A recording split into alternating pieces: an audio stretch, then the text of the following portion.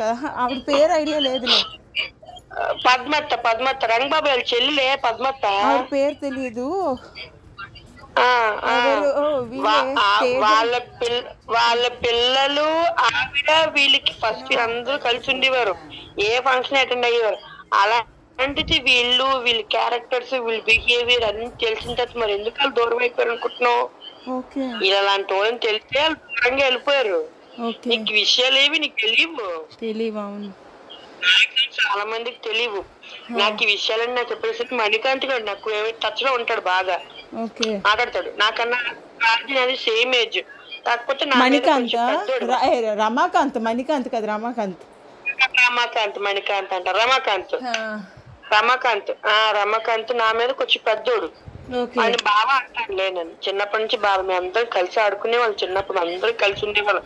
ఏ function attend అయ్యి కదా, ఏ function ఆడుకుని నేను తేజ కూడా రమాకాంత్ రవితేజ అందరం కూడా సరదాగా ఉండేవాళ్ళు. సరదాగా అప్పుడు కూడా రమాకాంత్ దగ్గర కూడా నాతో ఎదవేసి వేసేవాడు తేజ గారు. అంటే చిన్నపిల్లలు అప్పుడు పట్టుకోవడం, లాగడం, పీకడం. ఆడు మొన్న ఫోన్ చేసినప్పుడు రమాకాంత్ గారు అడిగాడు, చిన్నప్పుడు కూడా నీతో ఇంతే ఇలాగే బిహేవ్ చేశాడు. వాడు నాతోనే కదా ఏ అమ్మతో అలాగే బిహేవ్ చేసేవాక, చిన్నపడే కదా ఏదో సరదాగా అనుకుంటా. కానీ మనం మెచ్యూర్డ్ కాబట్టి కొంచెం ఆలోచిస్తే అప్పుడు మాకు చిన్నోడు కదా ఇటు తేజ గడు, మేమంటే కొంచెం పెద్ద. నాకు డైలాగ్ కొట్టింది గుర్తుందా? అని చూస్తే చిన్నప్పుడు మొహం గుర్తొచ్చింది కదా, అందుకే ఏమన్నాను ఆ టైప్ తేడా అన్నమాట.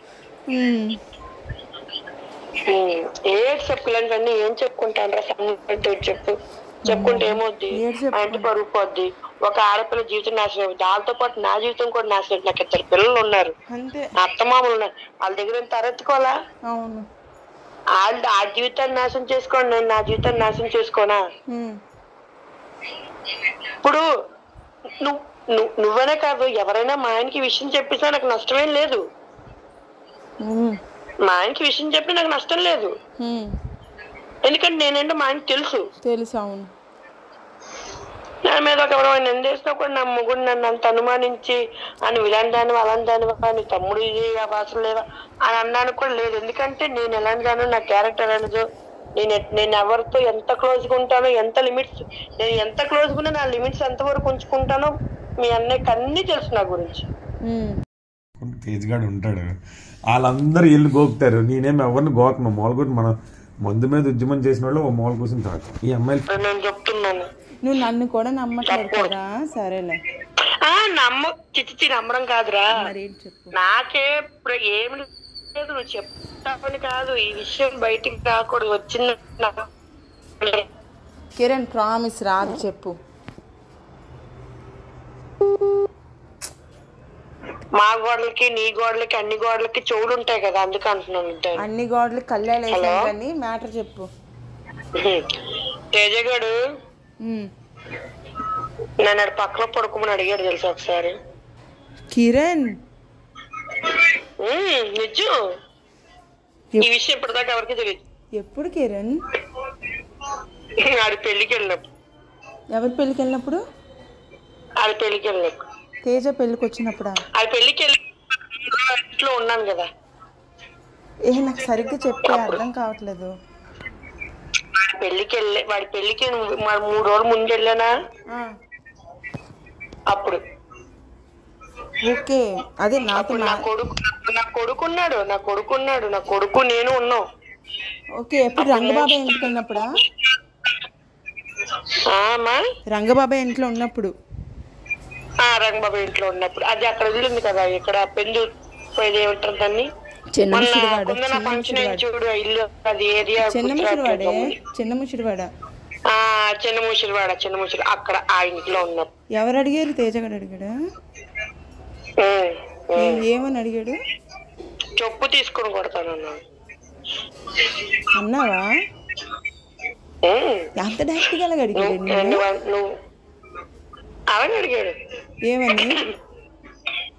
నువ్వు నాతో పడుకుంటావా, నాకు ఇస్తావా అని చెప్పు తీసుకొని కొడతాను. అలా నీ కంటికి కలక కనబడుతున్నాను రా నేను, నీకు వాయు వరుసలు లేదా?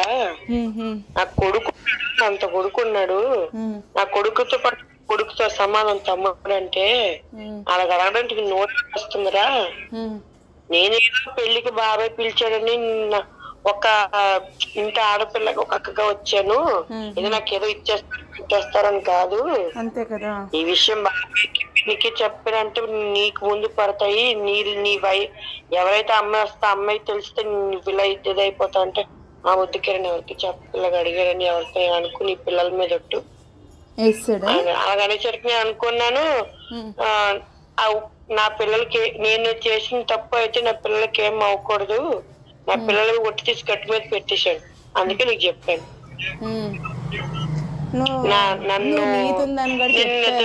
నేను నిద్దట్లో వచ్చి నా పక్కన పడుకున్నాడు తెలిసాడు. ఎవరు? తేజగాడు.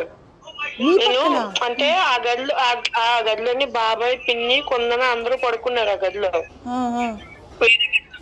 నేను తేజ సాత్విక్ గాడు తేజ గారు మంచం మీద పడుకున్నాడు, నేను బాబుని వేసుకుని కింద పరుపు వేసుకుని పడుకున్నా తేజ గదిలో.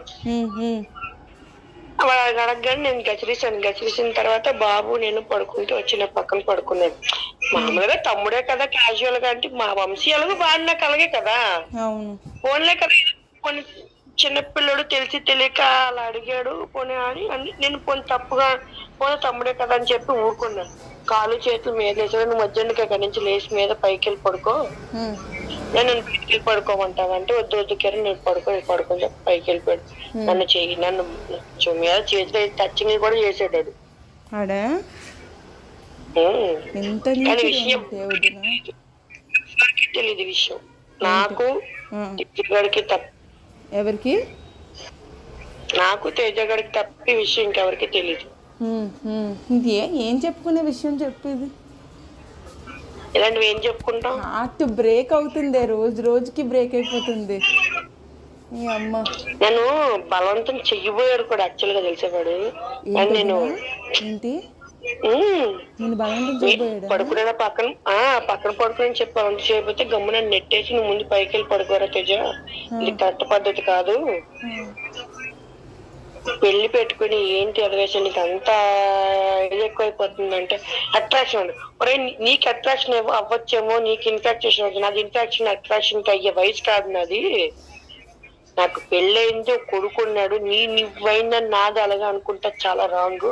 లేకపోతే నీకు ఎవరు వైఫ్ ఎవరు వస్తుందో తనే నీకు అట్రాక్షన్ అయినా లవ్ అయినా అఫెక్షన్ అయినా ఏదైనా సరే, ఇంకా వేరే అమ్మాయిని ఇలా వంకర టెంకర్ గా చూడడం, వంకర టెంకర్ ఆశయాలు చేయడం మానుకొని నువ్వు లైఫ్ లో బాగుంటే బాగుపడతావు, ఏదో పీకేద్దాం మురబొడిచేద్దాం అని ఇలా ఎదవేసేస్తూ శంక నాకపోతావు. ఇంకా నేను వార్నింగ్ ఇచ్చాను.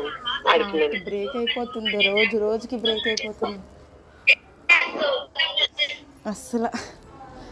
ఏడాలో పిచ్చి వచ్చిందన్న నవ్వాలంటే అర్థం కావట్లేదు బాబు అసలు.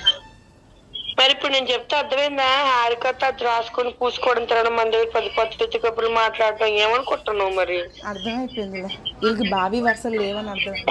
నీకు విషయం చెప్పనా?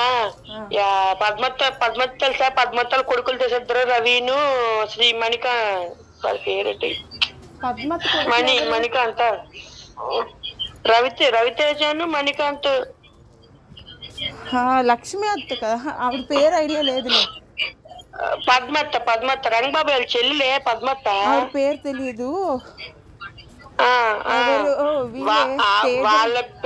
వాళ్ళ పిల్లలు ఆవిడ వీళ్ళకి ఫస్ట్ అందరూ కలిసి ఉండేవారు, ఏ ఫంక్షన్ అటెండ్ అయ్యేవారు. అలాంటిది వీళ్ళ క్యారెక్టర్స్ వీళ్ళ బిహేవియర్ అన్ని తెలిసిన తర్వాత మరి ఎందుకు వాళ్ళు దూరం అయిపోయారు అనుకుంటున్నావు?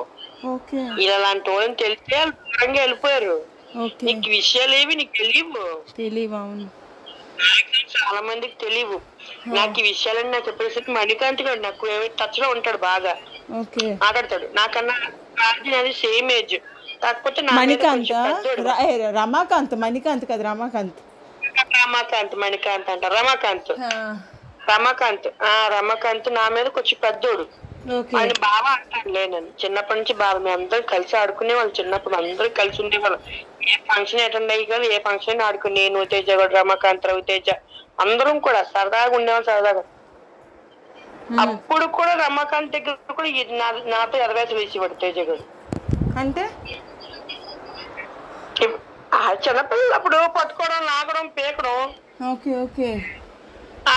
మొన్న ఫోన్ చేసినప్పుడు ఇప్పుడు రమాకాంత్ గారు అడిగాడు, చిన్నప్పుడు కూడా నీతో ఇంతే ఇలాగే బిహేవ్ చేశాడు. వాడు నాతోనే కదా ఏ అమ్మతో అలాగే బిహేవ్ చేసేవాక, చిన్నపడే కదా ఏదో సరదాగా అనుకుంటా. కానీ మనకు మనం మెచ్యూర్డ్ కాబట్టి కొంచెం ఆలోచిస్తే అప్పుడు మాకు చిన్నోడు కదా ఇటు తేజ గడు, మేమంటే కొంచెం పెద్ద.